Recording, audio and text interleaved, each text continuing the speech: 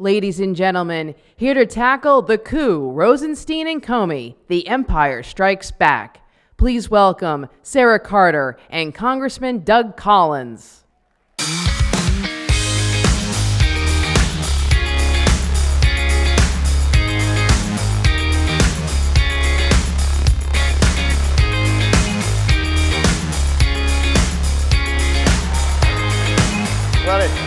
Everybody.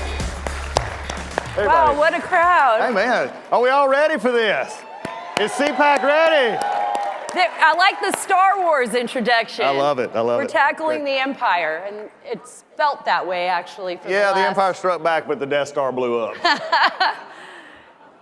Well, first... Well, the Shift Star, how about that? Oh, yeah, maybe a little bit of that. I don't know. You know, Congressman Collins and I had actually quite a great time. We did a podcast together, and the focus was, of course, the Russia investigation that launched me over 3.5 years ago on this journey to where we've culminated right now.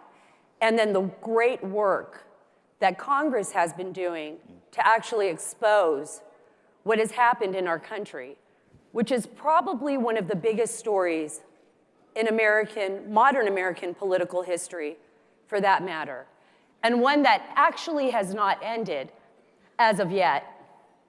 There's so much more to do, and there's so much more that needs to be exposed, and the American people need to know the truth and need to know what happened. So that's why we're here today, and I'm going to give it up to Congressman Collins so he can fill you in on what Congress is doing. Hey, well, I love y'all too. It's good to see y'all.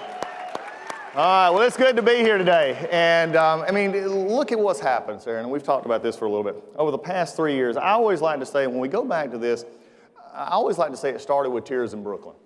That night where they had the wonderful candidate who lost, thank God, Hillary Clinton.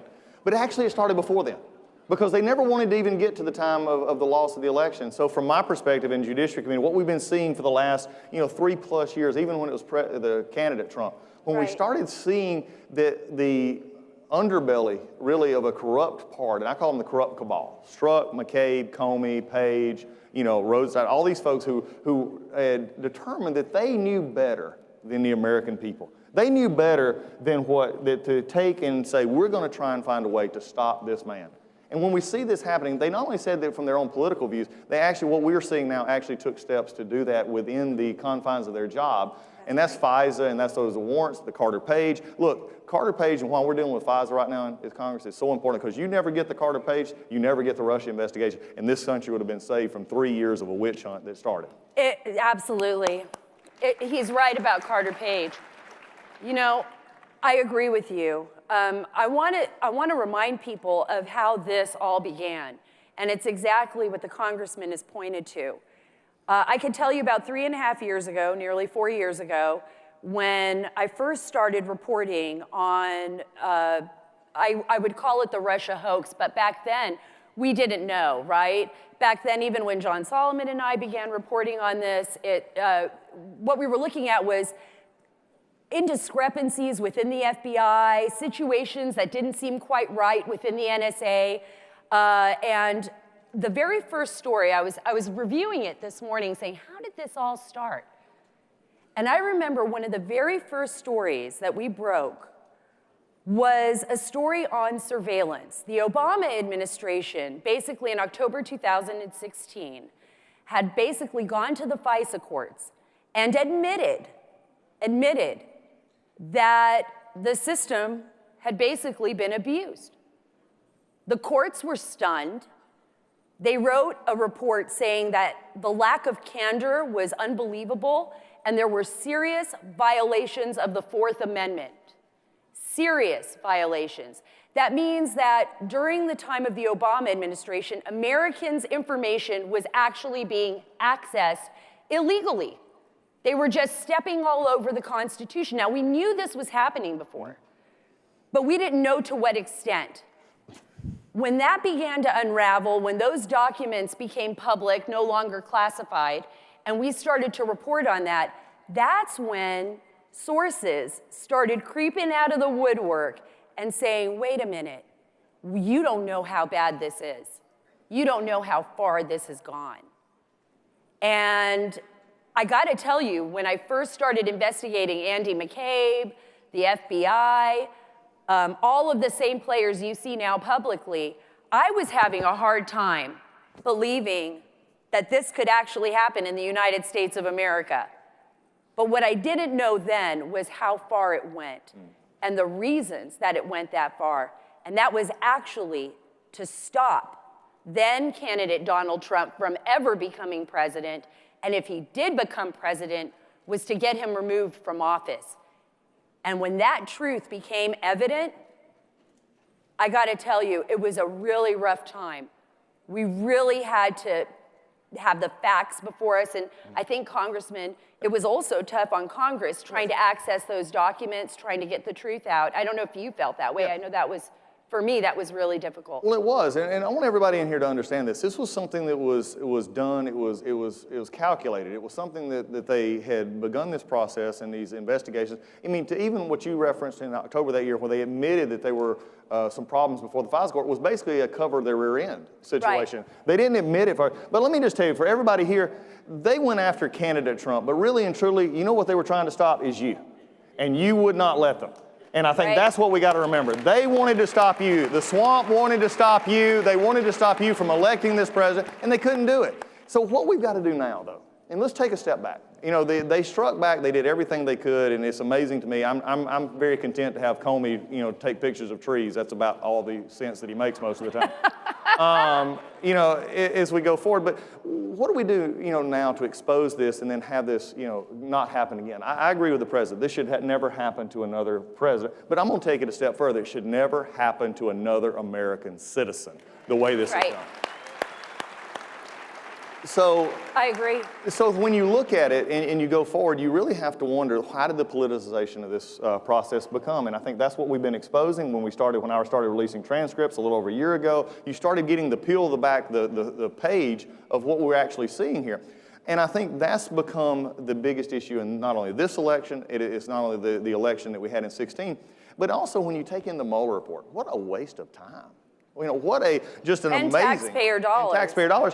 To come to something we knew already, based on faulty information from a faulty dossier, was brought before a court and should have never been there. That's why when I said earlier, when we first started this, and some of you go back and check your notes, when we go back to the Carter Page issue, when we really started getting in the FISA court, that should have never happened, and it just continued this process that we see that ended up in this basically 2-year nightmare of the Mueller report, all the things that we saw.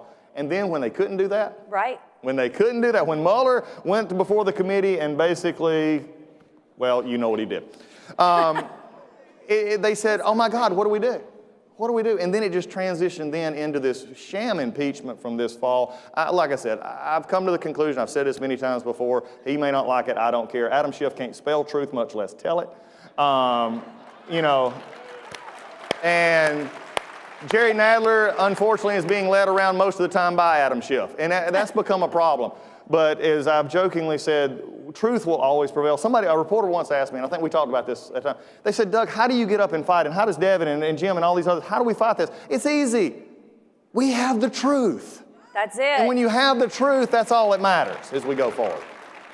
I want to touch on a point that you just made, Congressman, which I think is so important. We talk about Carter Page and how that FISA document, those documents that we've seen that expose the truth, that we know now there was basically warrantless surveillance on him. They'd altered documents in an effort to spy, not on Carter Page, but on the Trump campaign. Because I want you to remember, they're not just listening to Carter Page's phone calls or his emails.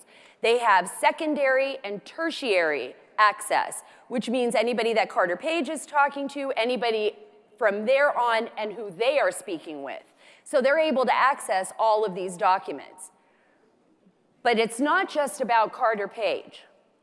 Remember what FISA court then, Judge Rosemary Collyer said when this was discovered. How many more applications have been falsified before the court? How many more have been altered? So we look at the fact that they weaponized the system. It was a political espionage. They weaponized it for political purposes.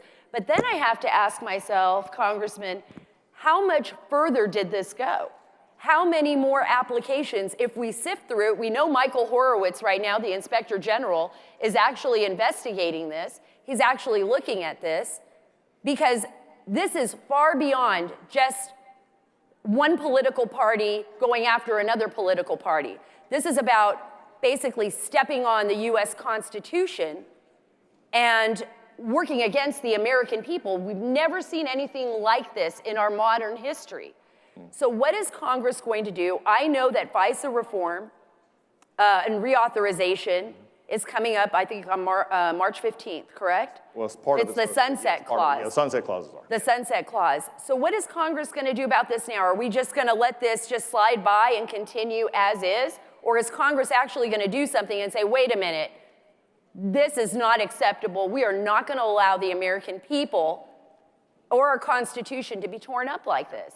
Well, what we saw yesterday was interesting that the Judiciary Committee, Chairman Nadler, pulled the bill. We were supposed to actually develop it. Now, I have been furious with this because last year when all he was focused on was the impeachment and the sham impeachment and getting witnesses, having law professors come tell us about what their version of the law was and having staff testify, it was just a joke. I mean, when you really get into it. And I told him back then, I said, there's some issues that need to be assessed because the FISA court, there are parts of it that really do work for terrorists across, where we track them, so they have roving wiretaps, we can keep up with them. There are parts of it that need to be, but it needs to be changed. So what has happened is when we renewed it for this 90 days, basically, we said, my help to him was said, let's investigate, let's see how we can do this, let's take the Horowitz report, let's apply the Horowitz report, the lessons learned, even further into investigations, and do this. What did we do? Shockingly, nothing. Here's what happened. Jerry Nadler and the rest of the Democrats do not want to have to admit that these investigations occurred. They don't want to have to admit that FISA was abused. So what do? They do like everybody I've seen in the Democratic Party lately. They stick their head in the sand and only blame Trump when they ought to have a meeting to say, let's fix this because it doesn't matter. And I'm going to say this. It doesn't matter Republican or Democrat in the White House. They should never have to worry about their FBI or their intelligence communities going after them. Right. That should never have to happen. So here's what I'm doing. I have said that there's got to be reform. We have got to look at ways to make this a process that can't be politicized, and we also got to make it where it can still be used. But I will do not this. I'm promising you here, I've told our conference this, and I said this out yesterday when I was furious that they stopped this markup. I am not going to trade off the easy extensions for not doing anything with FISA. We have to do something with FISA, and the House needs to do it, and the Senate needs to take it up, and we need to send it to the President so we know that this will not happen again. I think there's nothing more that we can expect than Congress actually do its job, and make sure that this does not happen again. And the reason I say this, and it sounds so crazy because everybody asks me, every time I run into someone, Sarah, is anyone going to be indicted? Is anything going to happen? Yeah. I believed that once we saw the text messages between Peter Strzok and Lisa Page, once Andy McCabe was fired for basically lying 4 times to federal investigators, 3 times under oath, what do you think would happen to you if you were taken into questioning by the FBI and you lied to them 3 times? Sarah, let me tell you, Michael Flynn. That's right. There we go. That's what happens.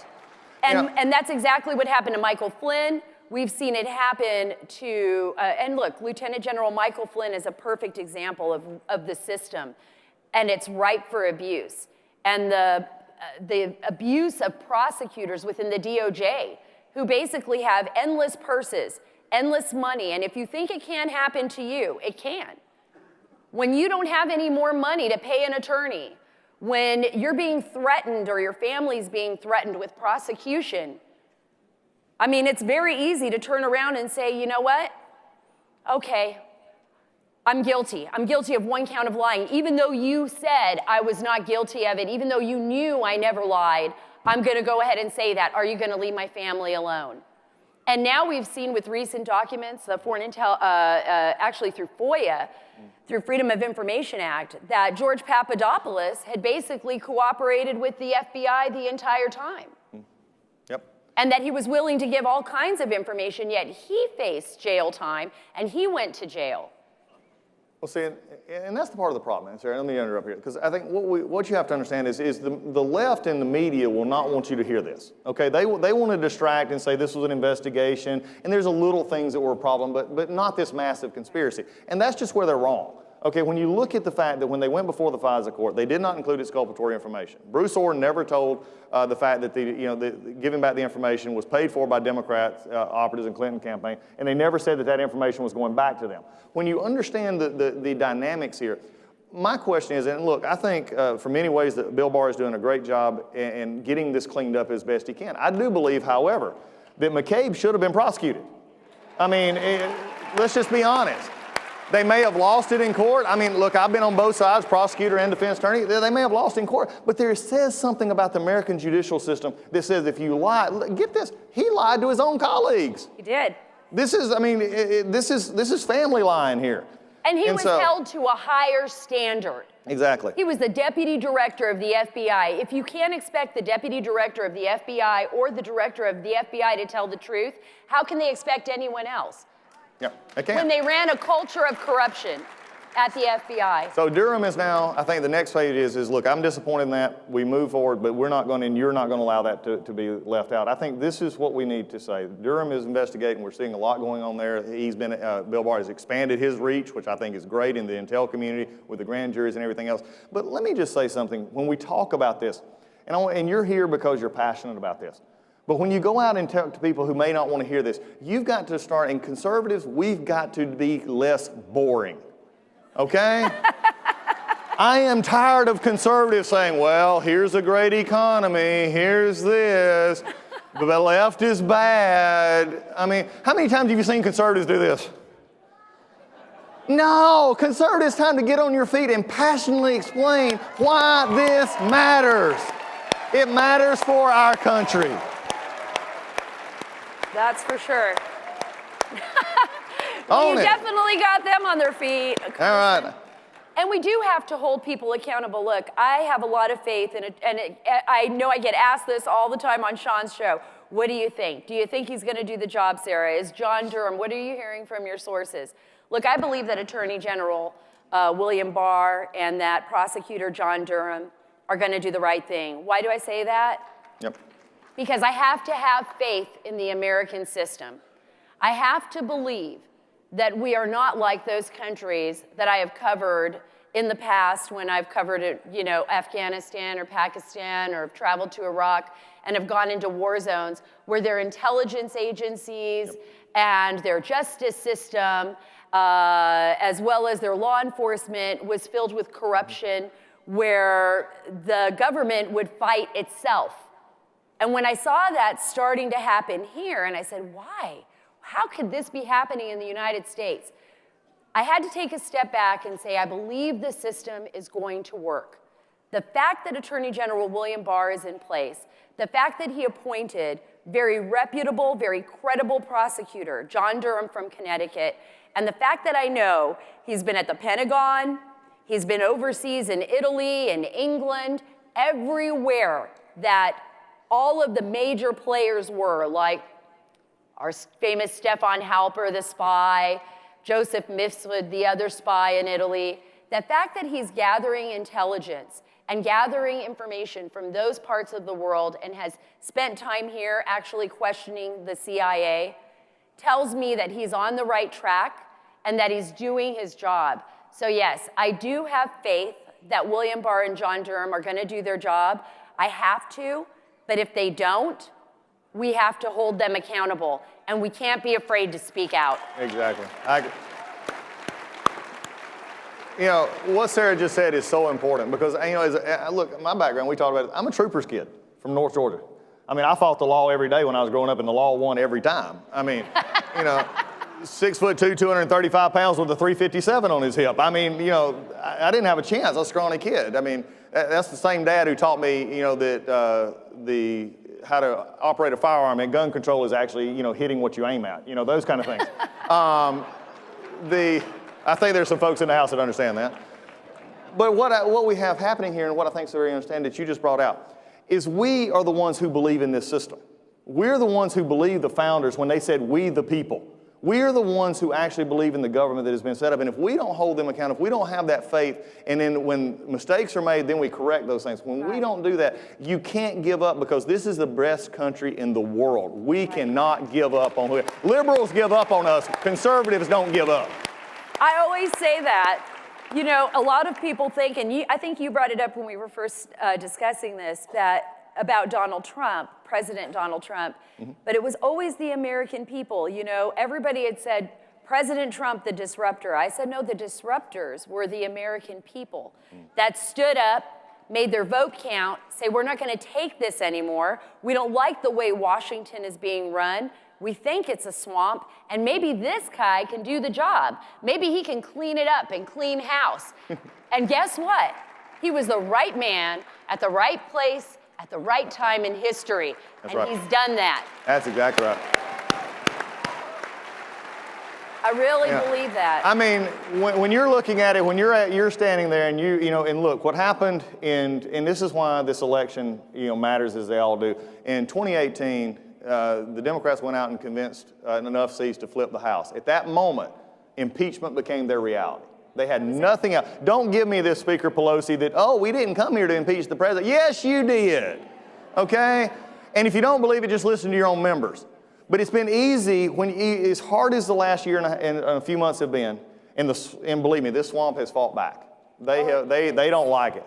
But the thing about it is the president has stood strong. It's been easy to defend a president. It's been easy to go out and fight these battles every day when you actually believe in what happened. And when you go to see people across the country, when they hear the president talk about them, when he puts their issues first, when he, in the midst of it, now think about this. We're talking about the empire striking back. We're talking about them going after him, but yet he has endured that. And at the same time, he is taking care of people through tax reform. He's taking care of those that have been incarcerated and says, we're going to give you a second chance when they come back. Those are stuff that I worked on, that he took on. That's why people love this president. They love this president because he looks out and he sees in America with all its, you know, panoramic of color and all its panoramic of diversity. And he says, this is my country and I'm the president of America and I'm going to represent them. That's right. You know, this is about the American people. It's not about, I want to take a step back. I want you to think about what former CIA Director John Brennan, James Comey. Speaking of Darth Vader. Eric Holder. Oh, I know. Susan Rice. There are just so many of them. You know, how they, and I thought the clown Hillary Clinton. What, you don't want her to come back into the race? Yeah.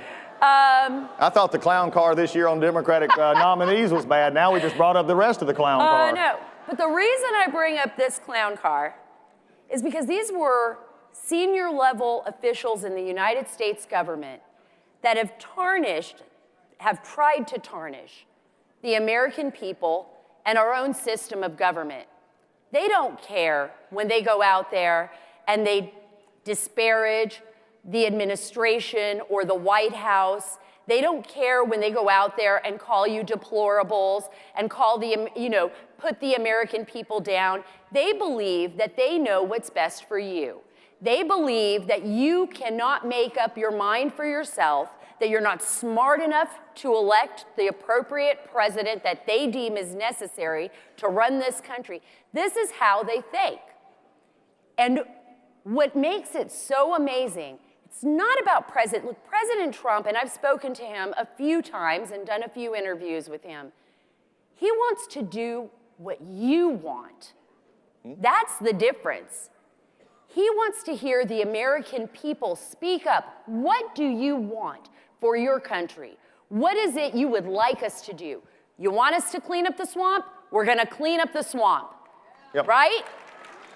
Yeah. You want us to expose fraud? We're going to expose fraud. You want us to deregulate? We're going to deregulate.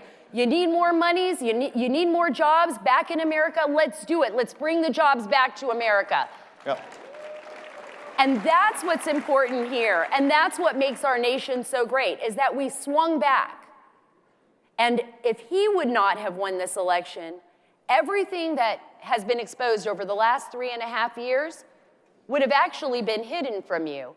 we would have never known the extent of abuse that occurred during the Obama administration. And for that, I'm eternally grateful. Yep. I agree with her. Sarah's perfect right there. But I want to show you, not only have the Democrats and liberals, have attacked our institution to fit what their vision is. What was really, and we talk about the Empire Strike, but we're talking about the whole mess here.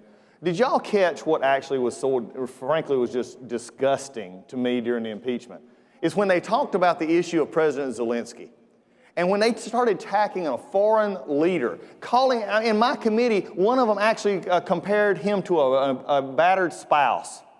When we have Democrats on committees who are so opposed to an administration that they're willing to not only attack our institutions, they're going outside and attacking a world leader. If you want to know what will happen if Donald Trump is not reelected in November, then all you got to do is look at what happened the last 4 months, and you hear it coming out of their mouth. Their disdain for you, their disdain for our government, and their disdain for anything that doesn't fit their pattern, even if it means attacking other world leaders. That can't happen. That's why when the empire struck back, we stepped forward and said, not here. We're not going to have it here. And Sarah's been leading that charge. It's good to be with. Thank you so much, everyone. Our time's up, but thank y'all. I can't agree with it more. It's been great being with you. Thank you. Appreciate it. Thank y'all. Get up.